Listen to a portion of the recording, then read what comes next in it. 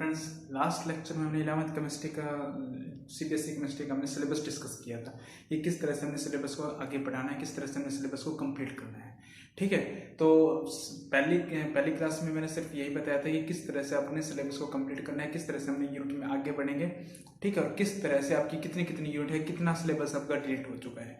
ठीक है, तो इस तरह आज हम chapter number class 11th chemistry का चैप्टर नंबर 3 से हम स्टार्ट करते हैं, क्योंकि देखो मैं ये मानता हूँ कि आपके कम से कम अभी जुलाई चल रहा है, मिड जुलाई चल रहा है। ठीक है, मिड जुलाई से पहले आपने कम से कम 2 चैप्टर तो कर लिए, some basic of the concept of the chemistry और स्ट्रक्चर ऑफ द एटम्स है, ये 2 चैप्टर आपने कर लिए होंगे। ठीक है, तो मैं अब मैं आपको यहाँ से 3rd चैप्टर से मैं आपको स्टार्ट करवा देता हूँ। कौन सा?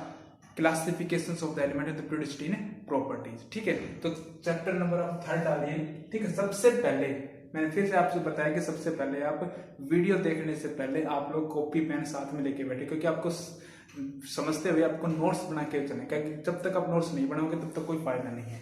ठीक है, तो चैप्टर नंबर 3rd डालिए आप लोग। चैप्टर नंबर 3rd है 11th केमिस्ट्री का चैप्टर नंबर 3rd है, जिसका नाम क्या है? Classifications of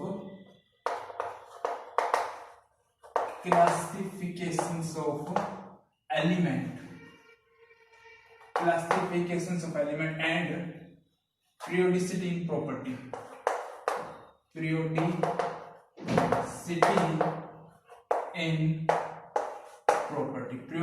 in property। ठीक है, ये आपका चैप्टर नंबर 3 है, जिसका नाम क्या है? Classification of element and periodicity in property. देखो इसके नाम में क्या है? क्लासिफिकेशन ऑफ एलिमेंट्स को मैं क्लासिफाई करना है, किसमें? प्यूरिसिटी, पीरियोडिक टेबल्स के अंदर हमें एलिमेंट्स को क्लासिफाई करना है। तो सबसे पहले हमें पीरियोडिक टेबल्स के बारे में हमें पता होना चाहिए कि एक्चुअल में पीरियोडिक टेबल्स होती क्या है। तो थोड़ा बहुत आप लोग क्लास 10th में भी आप लोग पढ़ के आ चुके होंगे कि भाई पीरियोडिक टेबल्स होती क्या है। ठीक है, तो क्या कैसी दिखती है, किस तरह से कौन से हमारे ब्लॉक होते हैं, कौन से हमारे पीरियड्स होते हैं। ठीक है, कौन से आपके ग्रुप्स होते हैं। ठीक है, कौन से आपके ग्रुप होते हैं, कौन से आपके पीरियड होते हैं। ठीक है, वो सब आप लोग पढ़ के आ चुके, लेकिन फिर भी थोड़ा बहुत आपको रिवाइंड करवाना जरूरी है, क्योंकि जब तक आपको पीरियोडिक टेबल्स नहीं पता होगी, तब तक इस चैप्टर को स्टार्ट करने का कोई फायदा नहीं। इसलिए सबसे पहले आपको पीरियोडिक टेबल्स पता होनी चाहिए, जो कि सबसे पहले हम पीरियोडिक टेबल्स पढ़ते हैं। ठीक है, देखो पीरियोडिक टेबल्स आपके सिलेबस में नहीं दी है, क्योंकि देखो पीरियोडिक टेबल्स लेकिन आपको जानना बहुत जरूरी है। ठीक है, तो सबसे पहले आपको पीरियोडिक टेबल में आपको बताया जाता है कि क्या क्या पीरियोडिक टेबल्स है, क्या क्या कौन से पीरियोडिक टेबल्स में किस किस एलिमेंट्स को कौन सा ब्लॉक कहा जाता है, कौन से पीरियड्स होते हैं, कौन से हमारे ग्रुप्स होते हैं। ठीक है, किसको हम ट्रांजिशनल एलिमेंट बोलते हैं, किसको इनर ट्रांजिशन, ये सभी एलिमेंट्स हैं सबसे पहले हम पीरियोडिक टेबल्स में क्लासिफाई करते हैं। फिर उसके बाद हम चैप्टर क्या करेंगे? स्टार्ट करेंगे। ठीक है, तो सबसे पहले आपने थोड़ा बहुत भी आपने 10th क्लास में या फिर केमिस्ट्री लैब्स के अंदर आपने पीरियोडिक टेबल्स देखी हो तो पीरियोडिक टेबल्स में आपने क्या देखा होगा? ठीक है, किस टाइप की आपकी पीरियोडिक टेबल्स होती है। देखो किस टाइप की पीरियोडिक टेबल्स होती है, इस तरह की पीरियोडिक टेबल्स होती है, इस तरह की आपकी एक पीरियोडिक टेबल्स होती है, इस तरह की आपकी एक, इस थोड़े से रफली आइडिया अगर हम देखें तो इस टाइप की आपकी पीरियोडिक टेबल्स होती है। ठीक है, तो इसमें आपके कम से कम 2 ग्रुप्स होते हैं। इसमें क्या होते हैं? 2 ग्रुप्स होते हैं। ठीक है, यहां से आपका स्टार्ट होता है हाइड्रोजन से स्टार्ट होता है, हाइड्रोजन, फिर आपके यहाँ से होता है लिथियम, फिर यहाँ पे आता है सोडियम, पोटेशियम, फिर रुबीडियम और फिर आता है आपका सीजियम। फिर यहाँ से आता है आपके दूसरा दूसरा आता है बेरिलियम, फिर आपका क्या आता है यहाँ पे? मैग्नीशियम, फिर आता है आपके यहाँ पे कैल्शियम, स्ट्रोंशियम और फिर रेडियम। ठीक है, ये होते हैं, ये आपके यहाँ पे स्टार्टिंग में आपके 2 ग्रुप्स होते हैं, जिसको हम आपका एस ब्लॉक एलिमेंट्स बोला जाता है। क्या बोला जाता है भाई? इसको एस ब्लॉक एलिमेंट्स। ये कौन से ग्रुप के एलिमेंट है? S block. ये दोनों जो ग्रुप होते हैं आपके एस ब्लॉक के होते हैं। ठीक है, फिर आपका यहाँ से स्टार्ट होता है कौन सा? पी ब्लॉक के एलिमेंट्स हैं। ठीक है, क्योंकि देखो लिथियम है, बेरिलियम है, देखो कम से कम आपको 20 तक तो एटॉमिक नंबर याद होनी चाहिए। अगर 30 तक जिंक तक का अगर आपका एटॉमिक नंबर याद है तो बहुत ही अच्छी बात है। जिंक तक अगर एटॉमिक नंबर याद है तो बहुत ही अच्छी बात है। ठीक है, तो देखो बेरिलियम का एटॉमिक नंबर 4 है, तो 5 किसका एटॉमिक नंबर होता है? बोरोन का। फिर यहां से आपका क्या होता है? बोरोन से क्या आता है? स्टार्ट हो जाता है। ठीक है, बोरोन का 5 है, फिर इसके बाद क्या आता है आपका? कार्बन, फिर उसके बाद क्या आता है? नाइट्रोजन, फिर उसके बाद ऑक्सीजन, फिर उसके बाद फ्लोरीन, फिर उसके बाद क्या आता है आपका? नियोन। भाई बोरोन का 5 कार्बन है, बोरोन का एटॉमिक नंबर क्या है 5, फिर उसके बाद 6 कार्बन, 7 नाइट्रोजन, 8 ऑक्सीजन, 9 फ्लोरीन और फिर 10 क्या आपका नियोन। ठीक है, इस तरह से आपके पीरियोडिक टेबल है। ये जो जितने भी एलिमेंट्स हैं बोरोन से लेके आपके नियोन तक जितने भी एलिमेंट्स हैं ये सभी आपके पी ब्लॉक के अंदर आते हैं। किस ब्लॉक के अंदर आते हैं? आपके पी ब्लॉक के अंदर आते हैं। हाइड्रोजन वाला ग्रुप और बैरियम वाला ग्रुप है वो आपका एस ब्लॉक एलिमेंट्स के अंदर आता है, और बोरोन वाला ग्रुप, बोरोन से लेकर आपका नियोन तक के जो भी जितने भी ग्रुप के एलिमेंट्स हैं वो आपके कौन से ब्लॉक के अंदर आते हैं? पी ब्लॉक के अंदर आते हैं। ये तो आगे पीरियड के बाद बोरोन से लेकर नियोन तक, लेकिन इसके नीचे ग्रुप में भी तो कितने एलिमेंट, देखो वर्टिकल कॉलम्स को है हम ग्रुप बोलते हैं, ये भी आप पढ़ के आओगे क्लास 12th में। जो भी आपका वर्टिकल कॉलम होता है उसको क्या बोला जाता है? ग्रुप बोला जाता है। जो हॉरिजॉन्टल जो रोज होती हैं उसको क्या बोलते हैं? हम पीरियड बोलते हैं। तो इसके जो ग्रुप में भी तो एलिमेंट होंगे, तो ग्रुप में कौन कौन से एलिमेंट है? बोरोन के बाद एल्यूमिनियम, गैलियम, इंडियम और फिर उसके बाद क्या आपका थैलियम आता है। फिर उसके बाद कार्बन से आते हैं। कार्बन क्या? सिलिकॉन, जर्मेनियम, फिर उसके बाद क्या? टिन और फिर उसके बाद क्या आता है? आपका लेड आता है। ठीक है, फिर उसके बाद नाइट्रोजन, फास्फोरस, आर्सेनिक, एंटीमनी और फिर उसके बाद क्या? बिस्मुथ। फिर उसके बाद ऑक्सीजन, सल्फर, सेलेनियम, टेलुरियम और पोलिब्डेनम। फिर उसके बाद फ्लोरीन, क्लोरीन, ब्रोमीन और फिर उसके बाद क्या? आयोडीन। फिर उसके बाद neon, helium neon, argon, krypton, xenon और क्या? रेडियम। ये जो है जितने भी है ये सारे एलिमेंट आपके पी ब्लॉक के अंदर आते हैं। ये हो गया आपका पी ब्लॉक एलिमेंट, ये हो गया आपका एस ब्लॉक एलिमेंट। और एस ब्लॉक और पी ब्लॉक के एलिमेंट्स के अंदर जितने भी इसके एस ब्लॉक और पी ब्लॉक के बीच में जो भी आपका पीरियोडिक टेबल्स में लिखा तो वो आपका होता है डी ब्लॉक का एलिमेंट। ठीक है, डी ब्लॉक का एलिमेंट होता है। ठीक है, तो ये कहां से स्टार्ट होते हैं? तो आपने कैल्शियम 20 एटॉमिक नंबर तक याद कर रखा है, तो आपका कैल्शियम देखो 30 तक याद कर रखे होंगे। थोड़ा बहुत आपने कैल्शियम के आगे भी 1-2 एटॉमिक नंबर याद किए होंगे। तो कैल्शियम के जस्ट बाद जिस कैल्शियम का एटॉमिक नंबर कितना है? तो 20 होता है। 20 के जस्ट बाद 21 कितना होता है? 21 किसका होता है? स्कैंडियम का होता है। तो यहाँ पे कितना है? कैल्शियम है। तो कैल्शियम के बाद क्या आएगा आपका? स्कैंडियम। ठीक है, फिर उसके बाद कितना आता है? स्कैंडियम के बाद क्या आता है भाई?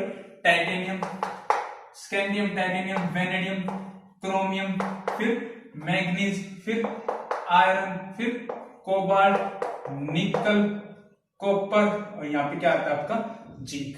तो ये जो स्कैंडियम से लेकर जिंक तक के जो एलिमेंट है वो आपके किस में आते हैं? डी ब्लॉक के अंदर। डी ब्लॉक एलिमेंट्स ये है सारे आपके डी ब्लॉक। देखो जो बिल्कुल लेफ्ट साइड में जो भी आपका ग्रुप है, तो दो रोज हैं वो आपके एस ब्लॉक हैं। जो बिल्कुल राइट साइड में जो ब्लॉक है वो आपका पी ब्लॉक। और एस ब्लॉक और पी ब्लॉक के अंदर स्कैंडियम से लेकर जिंक तक के जितने भी एलिमेंट हैं वो सारे आपके किस में आएंगे? डी ब्लॉक के अंदर। अब इसके क्या हो? पीरियड में भी जितने इसके सॉरी ग्रुप में भी एलिमेंट्स होंगे। ठीक है, स्कैंडियम के नीचे क्या आता है आपका? स्कैंडियम, यूटेरियम, फिर लैंथेनम और एक्टिनियम, टाइटेनियम, फिर जिरकोनियम, हाफनियम, रदरफोर्डियम। ठीक है, फिर वेनेडियम, नायोबियम, टेंटांथलम। ठीक है, क्रोमियम, मोलिब्डेनम, टंगस्टन। ठीक है, फिर मैग्नीज, टेक्नीशियम, फिर रीनियम, आयरन, रुथेनियम, ओस्मियम। ठीक है, फिर कोबाल्ट, रोडियम, इरिडियम। ठीक है, फिर उसके बाद क्या था? रोडियम, RH, रोडियम और इरिडियम, निकल, कैडमियम और फिर मरकरी, कॉपर, सिल्वर का क्या सिंबल होता है? Ag, सिल्वर, कॉपर, सिल्वर और गोल्ड। और फिर जिंक के बाद क्या आता है इसमें? जिंक, कैडमियम और मरकरी। ये आता है जिंक, कैडमियम और मरकरी। ठीक है, ये होते हैं आपके डी ब्लॉक के एलिमेंट, ये होते हैं पी ब्लॉक के एलिमेंट और ये होते हैं एस ब्लॉक के एलिमेंट। इन सब के अलावा 2 रोज आपकी क्या होती हैं? नीचे होती हैं। ठीक है, 2 रोज हैं, ठीक है, वो आपके नीचे होती है जिसको हम एफ ब्लॉक के एलिमेंट्स। 2 रोज आपके नीचे भी पाई जाती हैं। ठीक है, जिसको क्या बोलेंगे? F block element. आपकी 11th और 12th अगर मैं दोनों मिला दूं तो आपके सिर्फ और सिर्फ आपको एस, पी और डी ब्लॉक के एलिमेंट्स ही पढ़ने हैं, एफ ब्लॉक के एलिमेंट नहीं पढ़ने होते हैं। ठीक है, क्योंकि एफ ब्लॉक है बहुत ही ज्यादा डीप में चला जाता है, जो कि हम आगे ग्रेजुएशन में पढ़ते हैं। ठीक है, तो एफ ब्लॉक के एलिमेंट्स हैं वो इतना नहीं पढ़ना होता है, क्योंकि देखो वैसे थोड़ा पता अगर एफ ब्लॉक के एलिमेंट्स के बारे में बता दूं तो यहाँ पे आपकी लैंथेनोइड सीरीज होती है। ठीक है, यहाँ पे आपकी एक्टेनोइड सीरीज होती है। ठीक है, लैंथेनोइड नाम से यहाँ से लैंथेनम है, स्कैंडियम, मेटीरियम, लैंथेनम, एक्टिनियम। लैंथेनम के आगे जितनी भी आपकी सीरीज होती है वो लैंथेनोइड सीरीज कहलाती है। इसमें एक्टिनियम के आगे जो सीरीज होती है उसके एक्टिनोइड सीरीज कहलाती है। तो हमारे पास टोटल पीरियोडिक टेबल्स में हमारे पास चार ब्लॉक होते हैं कि S block, P block, D block और एफ ब्लॉक। 4 ब्लॉक होते हैं। कौन कौन से? S block, P block, D block और एफ ब्लॉक। अब इन ब्लॉक्स को एक्चुअली में बोलते क्या है, ठीक है, तो मैं यहां पे लिख देता हूं एस ब्लॉक और पी ब्लॉक को अगर हम कंबाइन करके बोले, ठीक है, एस प्लस पी ब्लॉक को है कंबाइन को फॉर्म को क्या बोला जाता है? आपका मेन ग्रुप एलिमेंट बोला जाता है। अगर आपसे कोई पूछ ले, ये तो छोटी छोटी बेसिक बातें होती हैं। कोई भी चैप्टर स्टार्ट करने से पहले हमें सबसे पहले उसके बेसिक के बारे में जानना। अगर आपके पीरियोडिक टेबल अगर नहीं पता होगी तो इस चैप्टर्स में कॉन्सेप्ट है वो सारा कॉन्सेप्ट, जब इस चैप्टर का जो सारा कॉन्सेप्ट है पीरियोडिक टेबल के भी बेस्ड है। जब तक आपको पीरियोडिक टेबल नहीं समझ में आएगी तब तक आप इस चैप्टर्स में आप ग्रोथ नहीं कर पाओगे, तब तक आप इस चैप्टर में कॉन्सेप्ट को टच नहीं कर पाओगे। इसलिए सबसे पहले बेसिक जानना जरूरी है, ठीक है, फिर उसके बाद हम चैप्टर स्टार्ट कर देंगे, ठीक है। तो सबसे पहले आपको बेसिक जानना जरूरी है। ये सभी चीजें आपकी बेसिक चल रही है, इस चैप्टर को स्टार्ट करने से पहले बेसिक चीजें चल रही है, ठीक है। तो एस ब्लॉक और पी ब्लॉक को अगर हम कंबाइन करते तो उस ब्लॉक को क्या बोला जाता है? आपका मेन ग्रुप एलिमेंट्स बोला जाता है, ठीक है। उस डी ब्लॉक के एलिमेंट्स को क्या बोला जाता है? आपका ट्रांजिशन एलिमेंट। देखो, डी ब्लॉक के एलिमेंट्स को क्या बोला जाता है? आपका ट्रांजिशन एलिमेंट बोला जाता है। ट्रांजिशन एलिमेंट्स बोला जाता है, ट्रांजिशन एलिमेंट्स बोला जाता है, ठीक है। और एफ ब्लॉक के एलिमेंट है, देखो ट्रांजिशन एलिमेंट में ही हमारे लैंथेनम और एक्टिनियम सीरीज है। तो मैंने बताया था लैंथेनम की जो आगे की सीरीज है, एक्टिनियम की आगे की सीरीज है, वो आपकी एफ ब्लॉक के अंदर आती है, ठीक है। तो लैंथेनम की आगे की सीरीज मतलब लैंथेनम के अंदर की सीरीज, एक्टिनियम के भी अंदर की सीरीज, और इन सीरीज को ट्रांजिशन, और लैंथेनम किसमें है? आपका लैंथेनम किसमें है? ट्रांजिशन, और लैंथेनम के भी अंदर है उस ब्लॉक को क्या बोल रहे हैं? F block. तो इसको क्या बोलेंगे? इसको ट्रांजिशन बोले हैं, तो एफ ब्लॉक को क्या बोलेंगे? Inner transition element. तो इसको क्या बोला जाता है? आपका इनर ट्रांजिशन एलिमेंट भी बोला जाता है। क्या बोला जाता है भाई?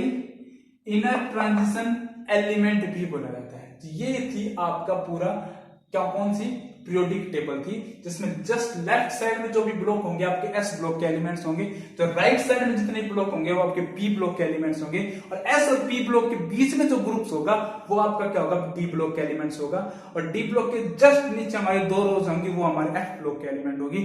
एस और पी ब्लॉक की जो अगर हम कंबाइन कर देते हैं तो उस कॉम्बिनेशन फॉर्म को क्या बोला जाता है? आपका मेन ग्रुप बोला जाता है। अगर आपसे पूछ ले भाई मेन ग्रुप के एलिमेंट कौन कौन से एलिमेंट्स होते हैं, तो आपके एस ब्लॉक के एलिमेंट्स को बताने हैं और पी ब्लॉक के एलिमेंट्स को बताने हैं। तो दोनों का अगर कंबाइन करें तो वही हमारे क्या होता है? एस ब्लॉक के एलिमेंट्स की एस ब्लॉक ग्रुप होता है, वो हमारे मेन ग्रुप के एलिमेंट होते हैं, ठीक है। डी ब्लॉक के एलिमेंट्स को ही हम ट्रांजिशन एलिमेंट बोला जाता है, ठीक है। ट्रांजिशन एलिमेंट में जितने भी आपके डी ब्लॉक के जितने भी आपके डी ब्लॉक के जो एलिमेंट्स हैं वो सारे आपके ट्रांजिशन एलिमेंट्स में आ गए। एफ ब्लॉक में आपके इनर ट्रांजिशन एलिमेंट्स में आ गए, जो लैंथेनम के आगे की सीरीज, एक्टिनियम के आगे की सीरीज होगी वो आपकी क्या गई? इनर ट्रांजिशन एलिमेंट बोला जाता है। एक और बात बता दूं कि देखो एस ब्लॉक के अंदर है जो फर्स्ट सीरीज है hydrogen, lithium, sodium, potassium, rubidium, caesium, इसको क्या बोला जाता है? आपका अल्कली मेटल्स बोला जाता है, ठीक है। अल्कली मेटल्स बोला जाता है, पढ़ा भी होगा आपने क्लास 11th क्लास में, क्लास 10th क्लास में आपने पढ़ा भी होगा, ठीक है। Barium, magnesium, calcium, strontium, radium, इसको क्या बोला जाता है? आपका अल्कलाइन अर्थ मेटल बोला जाता है। इसको क्या बोला जाता है? आपका अल्कलाइन अर्थ मेटल बोला जाता है, ठीक है।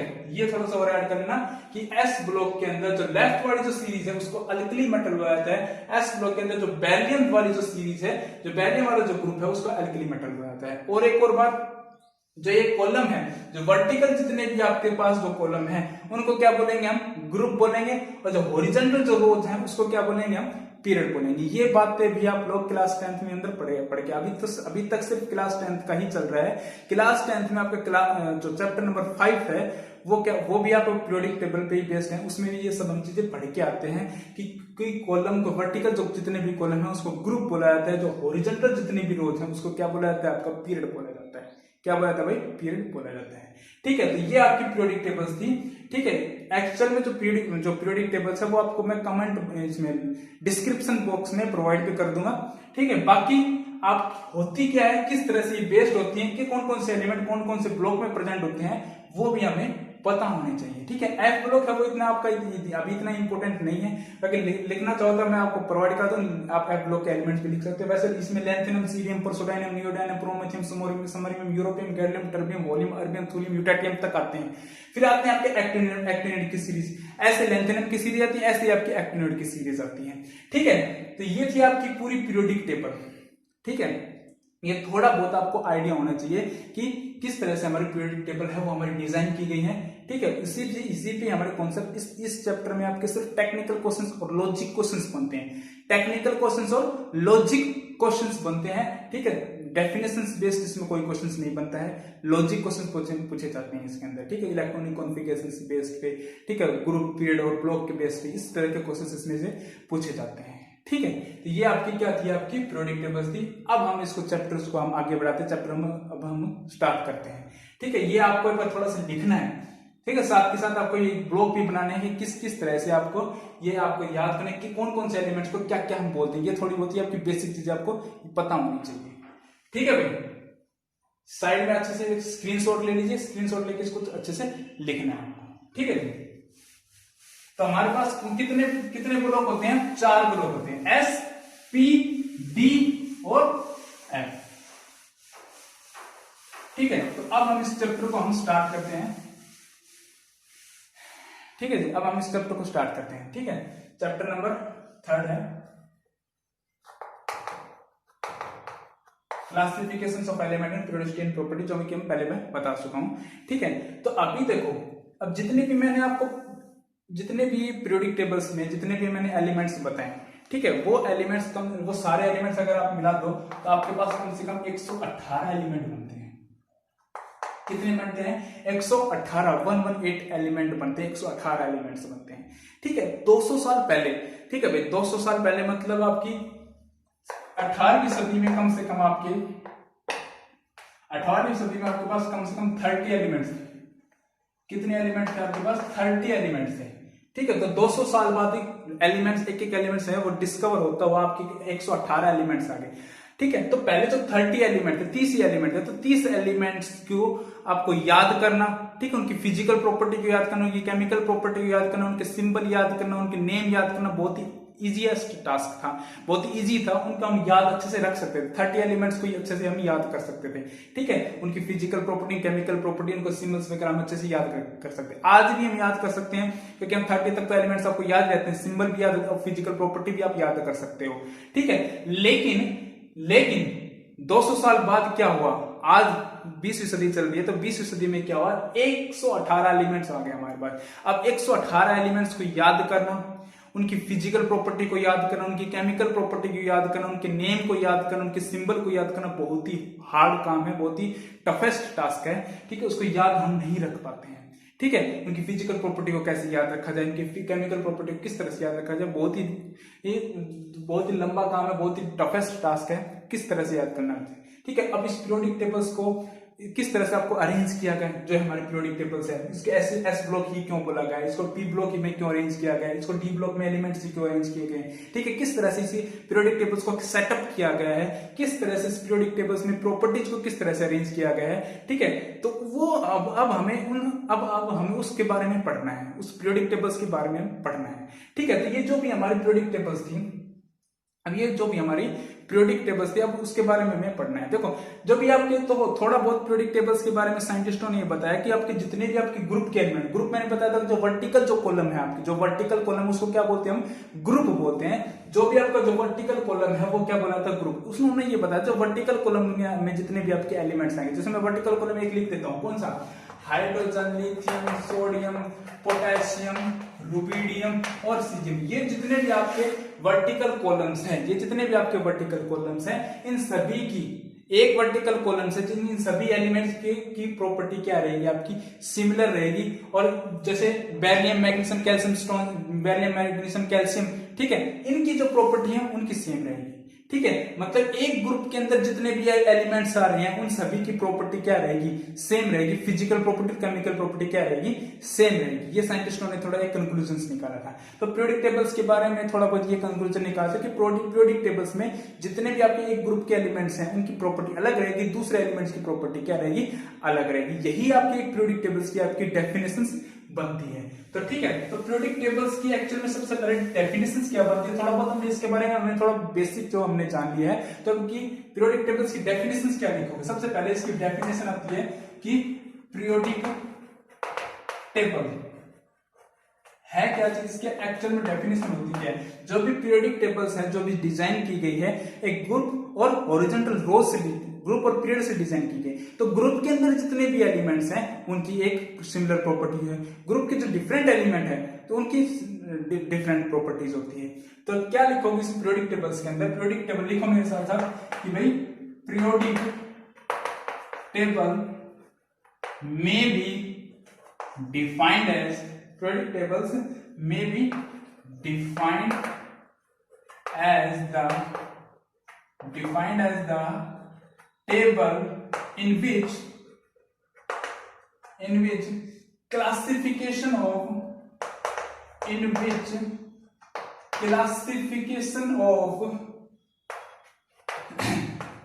similar properties grouped together in a vertical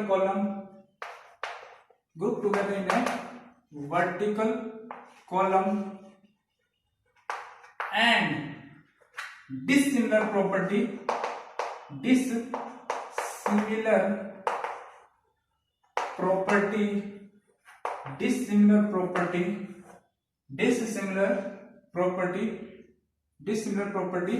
separate to one another.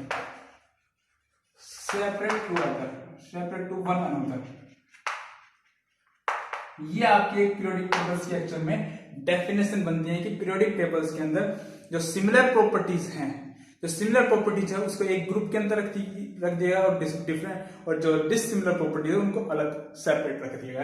ये आपके पीरियोडिक टेबल्स की डेफिनेशंस बनती हैं।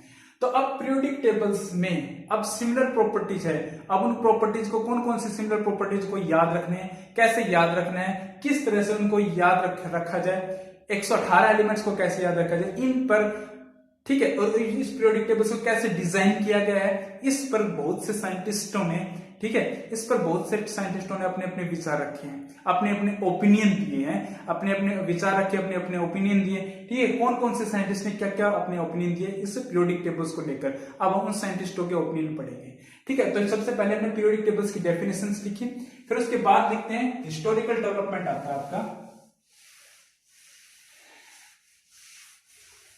फिर आता है आपका historical development of the periodic table,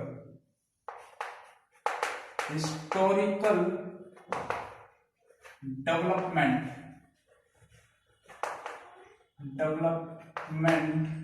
of periodic table, historical development of periodic table, ये बताया गया है।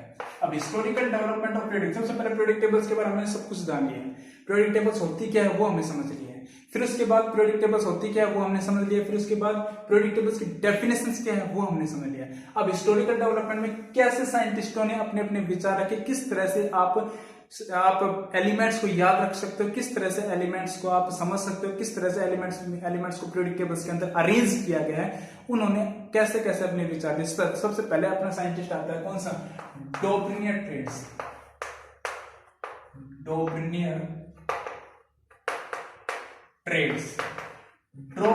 ट्रेड्स ने क्या कहा था, ये देखो,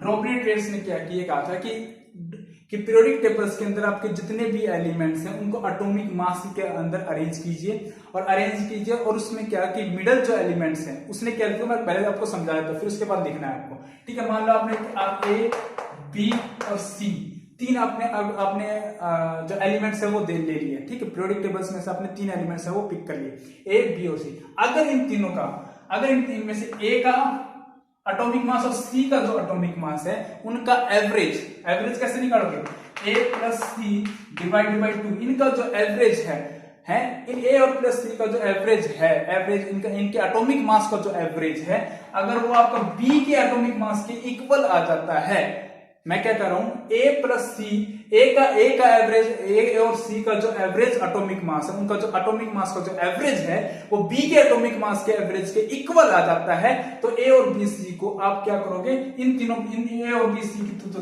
प्रॉपर्टी होगी वो क्या होगी, आपकी सिमिलर रहेगी। अब थोड़ा सा काम क्या होगा, आसान हो गया ना, मतलब a b और c, ठीक है, आप इनको क्या कर सकते हो, वर्टिकल कॉलम में अरेंज कर सकते हैं, इनकी तीनों की प्रॉपर्टी क्या रहेगी, आपकी सेम रहेगी। क्यों, क्योंकि a और c का जो एवरेज एटॉमिक मास, अगर आपका b के एटॉमिक मास के इक्वल आ जाता है तो इन तीनों की प्रॉपर्टी क्या रहेगी, सेम रहेगी। आसान बात क्या होगी, क्योंकि a की आप प्रॉपर्टी याद कर लो, a की प्रॉपर्टी याद करो, वही आपकी b की प्रॉपर्टी चलेगी, वही आपकी c की प्रॉपर्टी चलेगी, ठीक है। तो प्रॉपर्टी क्या रहेगी आपकी, तीनों की सेम रहेगी। प्रॉपर्टी क्या रहेगी, प्रॉपर्टी तीनों की क्या रहेगी, आपकी सेम रहेगी, क्योंकि देखो उन्होंने ये कहा था कि पीरियोडिक टेबल में से 3 एलिमेंट निकालो, पीरियोडिक टेबल में से 3 एलिमेंट निकालो, तीनों प्रॉपर्टी की ए और सी की जो एवरेज निकालो, ए और सी का क्या लिखो, एवरेज, एटॉमिक मास का क्या रखो, एवरेज रखो, एटॉमिक मास का एवरेज रखो तो वो बी के एटॉमिक मास की इक्वल आ जाता है, तो तीनों की प्रॉपर्टी क्या रहेगी, आपकी सेम रहेगी, सिमिलर प्रॉपर्टी रहेगी, फिजिकल प्रॉपर्टी और केमिकल प्रॉपर्टी क्या रहेगी, आपकी सिमिलर रहेगी। तो एक ही, तो आसान बात क्या होगी कि एक ही जो प्रॉपर्टी होगी फिजिकल प्रॉपर्टी और केमिकल प्रॉपर्टी, वही आपकी बी की फिजिकल प्रॉपर्टी, केमिकल प्रॉपर्टी, वही आपकी सी की फिजिकल प्रॉपर्टी और केमिकल प्रॉपर्टी रहेगी। तो प्रॉपर्टी याद करना हमारा क्या होगा, आसान काम होगा। डोबनेट ने यही बात कही थी कि भाई तीनों के एटॉमिक मास क्या होने चाहिए, पहले तो इंक्रीजिंग, ये सबसे कम, फिर उसके बाद इंक्रीजिंग एटॉमिक मास, फिर उसके बाद इंक्रीजिंग एटॉमिक मास होना चाहिए। उसको अरेंज किया, एवरेज निकाला, बी के अगर इक्वल आ गया तो तीनों की प्रॉपर्टी क्या रहेगी, आपकी सेम रहेगी, ठीक है। ये किसने कहा था, डोबनेट ने कहा था, ठीक है। तो ये आप अच्छे से लिखो इस चीज को, क्या कहा था उसने, डोबनेट ने क्या कहा था, इट स्टेट्स दैट, लिखो मेरे साथ,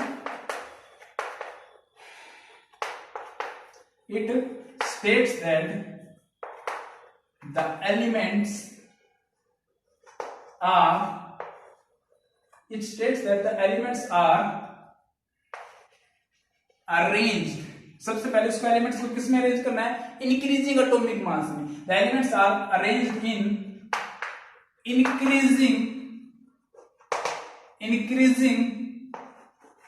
atomic mass, increasing atomic mass, पहले तो उसको क्या किसमें अरेंज कर दिया, इंक्रीजिंग एटॉमिक मास में कर दिया, then increasing atomic mass, then the atomic mass of middle element, क्या, atomic mass of middle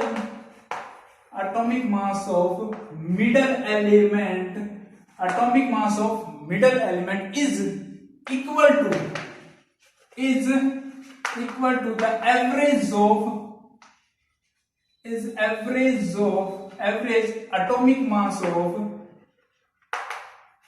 mass of first and third element। क्या लिखोगे, फर्स्ट एंड थर्ड एलिमेंट, जो मैंने समझाया है वही आपको क्या लिखवाया है, वो क्या करवाया है, वही क्या लिखवाया है, वही लिखवाया है, ठीक है। जो समझाया सबसे पहले उसी को क्या लिखवाया, ठीक है। तो it states that the elements are arranged में, सबसे पहले इंक्रीजिंग एटॉमिक मास लिख लिया, ठीक है। सबसे for example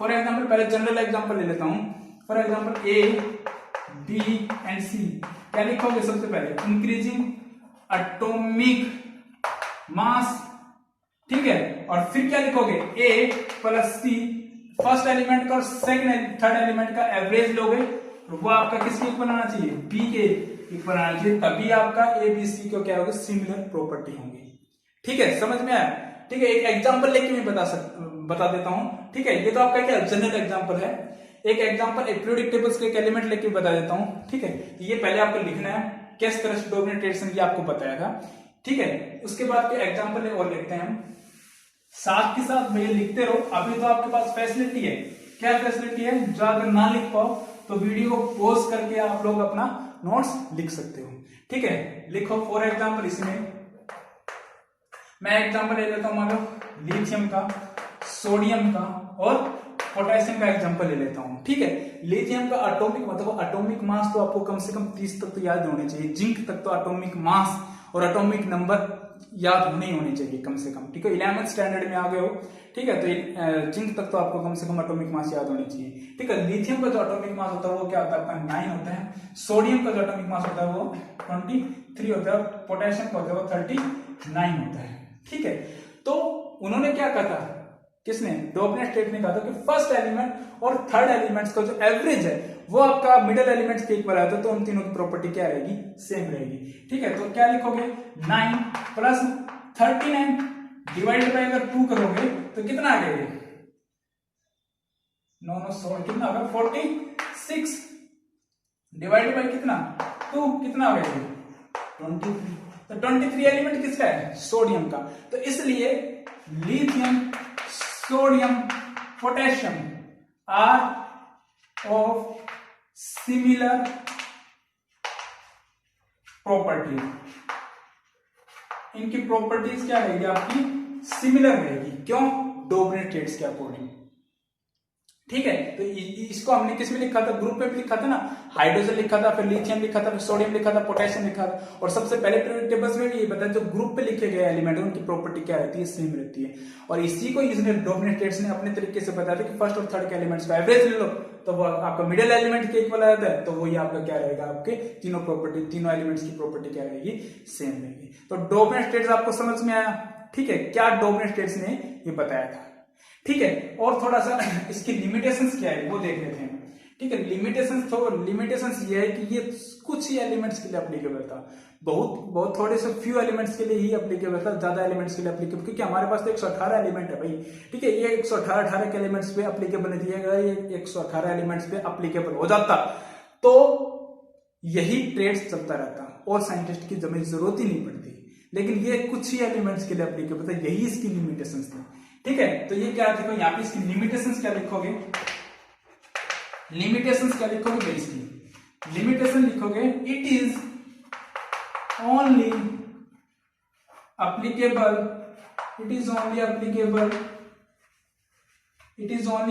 to the few elements only, few elements या some elements only, कुछ ही एलिमेंट्स के लिए ही क्या था, ये एप्लीकेबल था, बाकी एलिमेंट्स के लिए एप्लीकेबल नहीं था, ठीक है। तो ये था आपका डोबने स्टेट्स था। आज हमने ज्यादा कुछ हमने डिस्कस नहीं किया, सबसे पहले हमने बेसिक डिस्कस किया, कि आपकी पीरियोडिक टेबल्स है वो कैसे दिखती है, ठीक है, क्या क्या उसमें एलिमेंट्स को हम क्या क्या नाम बोलते हैं, ठीक है। फिर पीरियोडिक टेबल्स की डेफिनेशन देखी कि क्या पीरियोडिक, जो कि हमारे एक ग्रुप में जो पीरियोडिक टेबल्स है, ठीक है, और जो सिमिलर प्रॉपर्टी उनके एक ग्रुप में रख दिया गया और डिफरेंट जो प्रॉपर्टी उनको अलग रख दिया गया है, ठीक है। फिर साइंटिस्टों में सिर्फ एक साइंटिस्ट का नाम पढ़ा हमने, कि अभी आज हमने पढ़ा कि डोबने स्टेट्स ने 3 ऐसे एलिमेंट्स चूज किए जिसमें फर्स्ट एलिमेंट और थर्ड एलिमेंट्स के बीच वाले एलिमेंट्स की क्या होनी चाहिए, एटॉमिक मास का एवरेज, फर्स्ट और थर्ड एलिमेंट्स के एवरेज का एटॉमिक मास से बीच वाले एलिमेंट के मिडिल एलिमेंट्स के इक्वल होना चाहिए, तभी इन तीनों की प्रॉपर्टी क्या रहेगी, सेम रहेगी। लिमिटेशन सम एलिमेंट्स के लिए ये क्या था, हमारा एप्लीकेबल था, ठीक है। तो ये आज का हमारा टॉपिक था। नेक्स्ट है वो हम और नेक्स्ट टॉपिक्स में हम और जो साइंटिस्ट हैं उनकी बात करेंगे, ठीक है। अगर आपको अच्छे से वीडियो अगर आपको अच्छी लगी हो तो आप प्लीज आप लाइक कीजिए, सब्सक्राइब कीजिए, शेयर कीजिए, ठीक है। आप लोगों का डेफिनेटली कोई चिंता की बात नहीं है, 15 जनवरी से पहले ही आपका सिलेबस कंप्लीट हो जाएगा, कि रोज वीडियो आपकी डेली वीडियो आएगी, ठीक है। कल वीडियो में डालना स्किप कर दिया था, लेकिन अब से आपकी रोज अब एक वीडियो रोज आपकी YouTube पे डाली जाएगी, ठीक है। आपका पूरा का पूरा सिलेबस करवाया जाएगा, ठीक है। नीट जेईई मेंस भी तक भी आपको 11th के लिए अभी तक कोई घबराने की जरूरत नहीं है। 12th के लिए भी मैं प्रिपेयर करूं कि 12th के लिए भी आपका अभी अच्छे से आपका 12th के लिए भी वीडियो डाली जाए, ठीक है। तो आप 11th के लिए अभी 15 जनवरी तक आप लोग अच्छे से बने रहिए, अच्छे से अपने नोट्स बनाइए, अच्छे से प्रिपेयर कीजिए, कोई दिक्कत नहीं, कोई परेशानी नहीं होगी, ठीक है। अगर वीडियो अच्छी लगे तो लाइक और सब्सक्राइब एंड शेयर कीजिए। And thank you so much, thank you for your support.